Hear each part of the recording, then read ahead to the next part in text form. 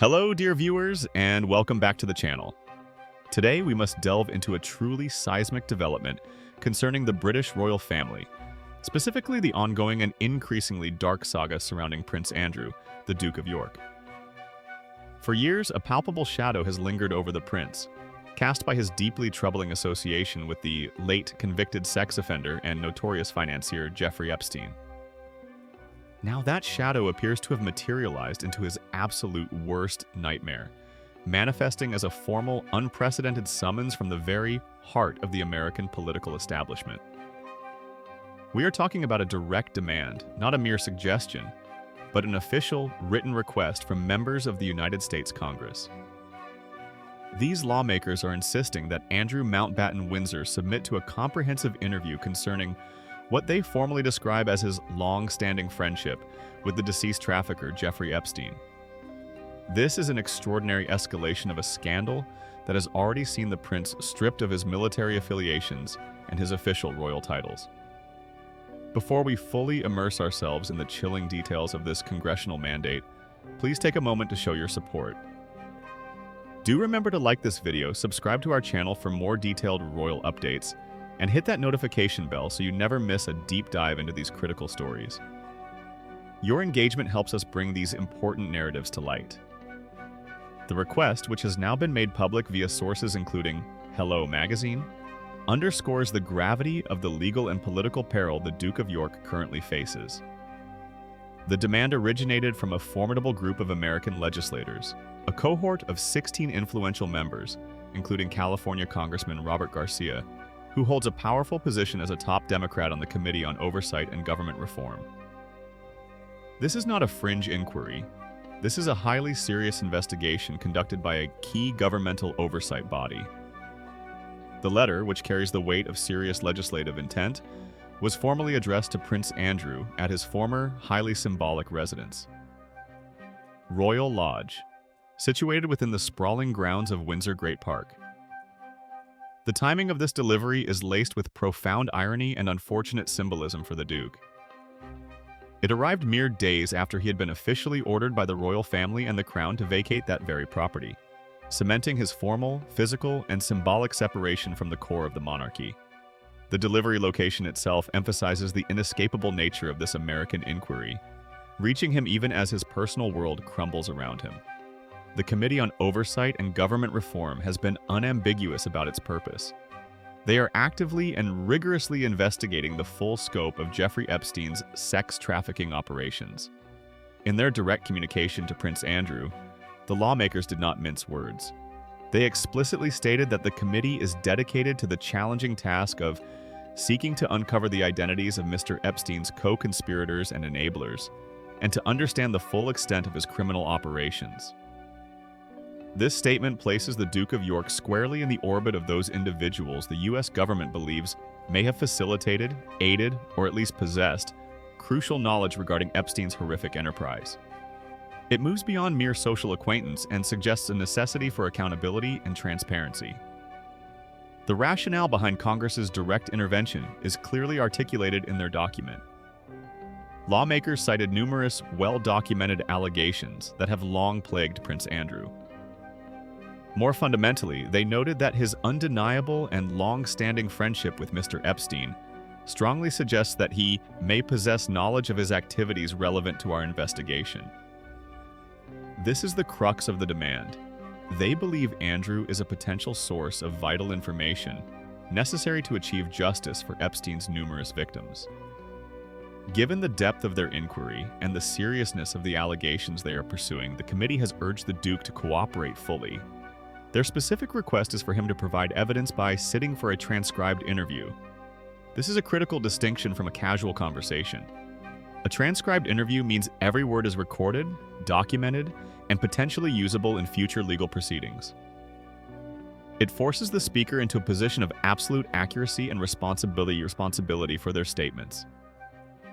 The urgency of this matter was underscored by the strict deadline provided. Andrew was requested to provide a formal response by November 20th. But the letter does not stop merely at citing the general context of their friendship. The Congressional Committee has introduced a specific, highly damaging piece of evidence that seems to dramatically intensify their suspicions regarding the Duke's involvement or knowledge. They referenced a notorious 2011 email exchange between Prince Andrew and Jeffrey Epstein.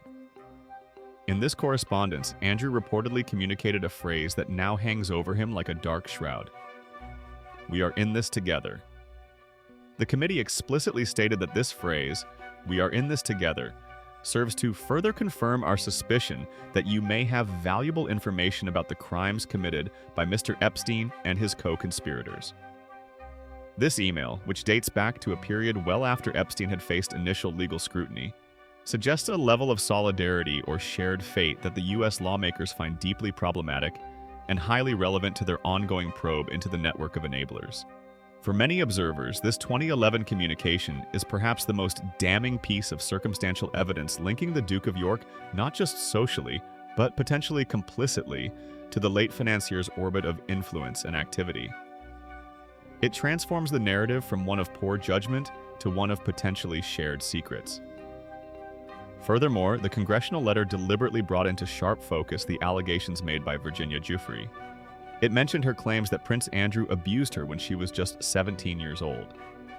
While it is crucial to note that Andrew has consistently and vehemently denied these claims, and indeed settled the civil lawsuit brought by Ms. Giuffre for an undisclosed, massive financial sum, the committee's decision to include this reference is highly strategic.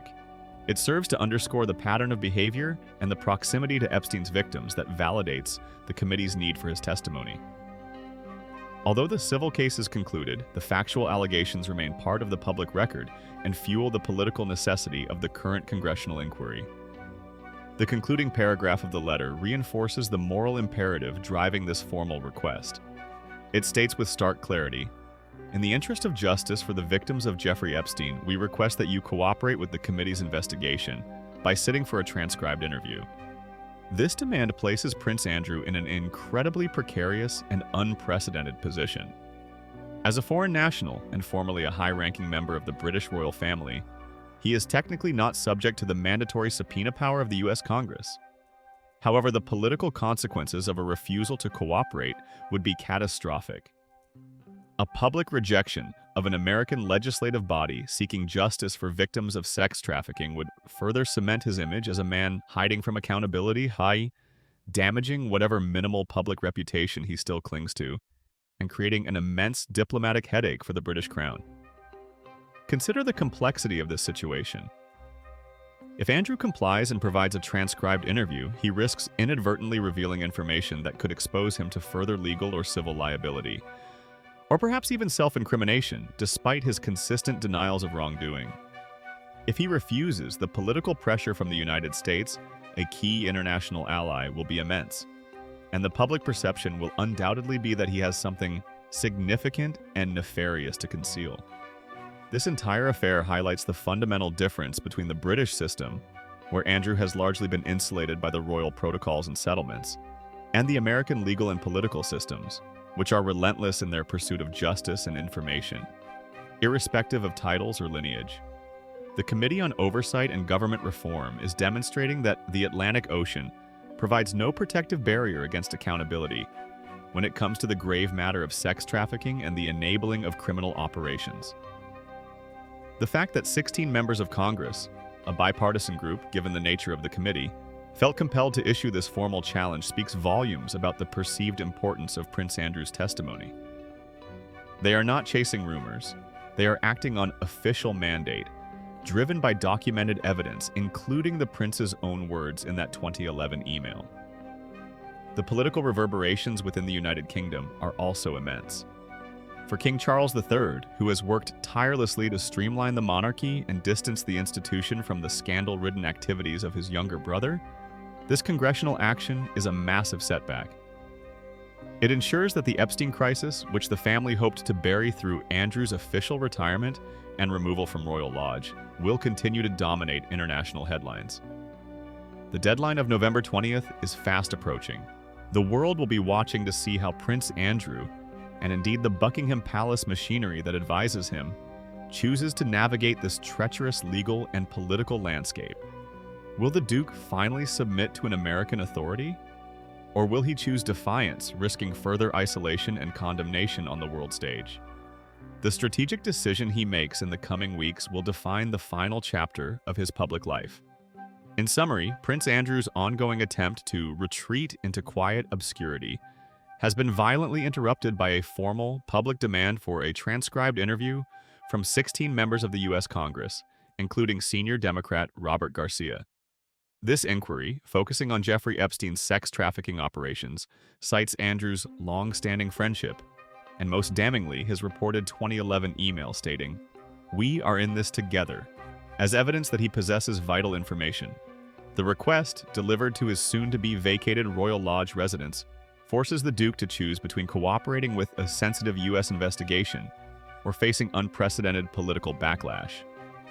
This event certainly gives us much to reflect upon regarding the limits of royal immunity and the relentless nature of the pursuit of justice for victims of sex trafficking. The next few weeks promise to be exceptionally turbulent for the Duke of York and, by extension, the entire House of Windsor. What are your thoughts on this extraordinary congressional demand? Do you believe Prince Andrew should comply with the transcribed interview request? Or do you think the U.S. Congress is overreaching its jurisdiction? Please share your opinions, insights, and predictions in the comments section below. We read every single one of your thoughtful contributions. Don't forget to like this video, subscribe to the channel, and join us for our next detailed celebrity and royal update. Thank you for watching, and we will see you next time.